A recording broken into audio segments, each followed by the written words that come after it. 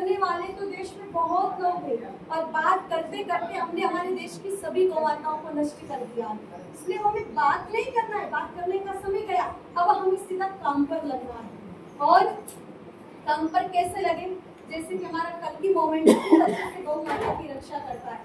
मैंने सर्वप्रथम मैं आप सभी को भगवान परशुराम जी की जयंती के उत्सव में बहुत बहुत शुभकामना देती हूँ।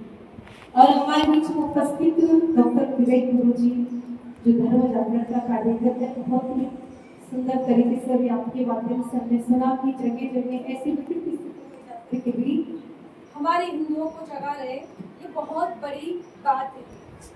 जहाँ पर हिंदुओं को अपने काम काज से फुर्सत नहीं मिलती है, जहाँ पर लोगों को सिर्फ अपने परिवार से फुर्सत नहीं मिलती है, ऐसी स्थिति में भी ये निकल करके और जगह जगह जाकर के लोगों को जगा रहे, तो ये हमारे लिए परम सौभाग्य की बात है, क्योंकि इस प्रकार के लोगों की आज देश को आवश्यकता है। तो मैं आपको वंदन करूंगी। हमारे बीच में कल की मोमेंट के सभी सदस्यगण उपस्थित हैं। कल की मोमेंट का बीजारोपण करने वाले हमारे दीपक भैया और उनकी शाखाओं को विस्तारित करने वाले सभी सदस्यों को मैं खूब साधुवाद धन्यवाद देना चाहूँगी। और भी प्रधान जी जितने भी उपस्थित हैं, सभी को जानती नहीं हूँ, लेकिन हमारे पंडित जी जितनी भी मेरी मातृशक्ति माता बहने, मैं सभी को साधुवाद देना चाहूँगी कि आज परशुराम जयंती के उपलक्ष्य में आप सभी एकत्रित हुए, क्योंकि आज हम अपने भगवान की जयंती पर भी एकत्रित नहीं होंगे तो फिर हमारा धर्म कैसे जीवित रहेगा। जब किसी धर्म के कोई त्योहार होता है तो पूरी उनकी मस्जिद, पूरा चर्च भर जाता है, बाहर तक भीड़ लगी रहती है।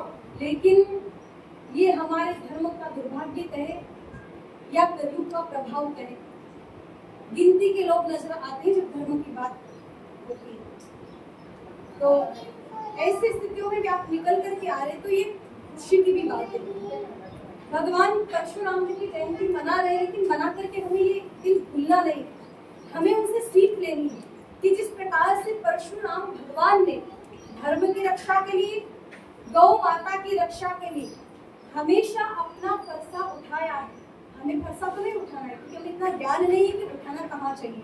इसलिए मैं आपसे शस्त्र उठाने की तो बात नहीं कहूँगी, क्योंकि शस्त्र तब उठाया जाता है जब हमारी भुजाओं में इतना ताकत हो उसको उठाने की, चलाना तो दूर की बात। लेकिन आज हिंदुओं में इतनी ताकत नहीं बची है कि वो चला पाए, उठा भी नहीं सकते अभी, तो ये स्थिति हम लोगों की बची है। इसलिए मैं फरसा उठाने की बात तो नहीं कहूँगी, लेकिन हम धर्म के लिए और गौ काज के लिए तत्पर रहे, जैसे परशुराम जी ने फरसा उठाया था उस प्रकार से। जब परशुराम जी के पिताजी जमदग्नि ऋषि जो खूब गौ माता की सेवा किया करते थे, और उनके आश्रम में सुरभि कामदेव नाम की गौ माता भी रहा करती थी। जब सहस्त्रबाहु अर्जुन को पता चला कि जमदग्नि ऋषि के पास में ऐसी गौ माता है जो सभी कामनाओं की पूर्ति करती है, कामधेनु का अर्थ क्या है, जो हमारी सभी कामनाओं को पूर्ण करे, वो कामधेनु गौ माता है। तो जब ये अर्जुन को पता चला तो उसने चुपके से गौ माता को चुरा लिया। आवाज नहीं करे, देखो आप सभी शांति से सुनो। और जब ये बात पता चली परशुराम जी को, तो फरसा उठाया, अर्जुन का वध किया और गौ माता की रक्षा की। तो जिस प्रकार से भगवान ने गौ माता की रक्षा की, आज आवश्यकता है हमें भी गौ की रक्षा करने की, बात करने की नहीं, रक्षा करने की आवश्यकता है। बात करने वाले तो देश में बहुत लोग हैं और बात करते करते हमने हमारे देश की सभी गौमाताओं को नष्ट कर दिया। इसलिए हमें बात नहीं करना है, बात करने का समय गया, अब हमें सीधा काम पर लगना है। और काम पर कैसे लगे, जैसे कि हमारा कल की मोमेंट से गौ माता की रक्षा करता है।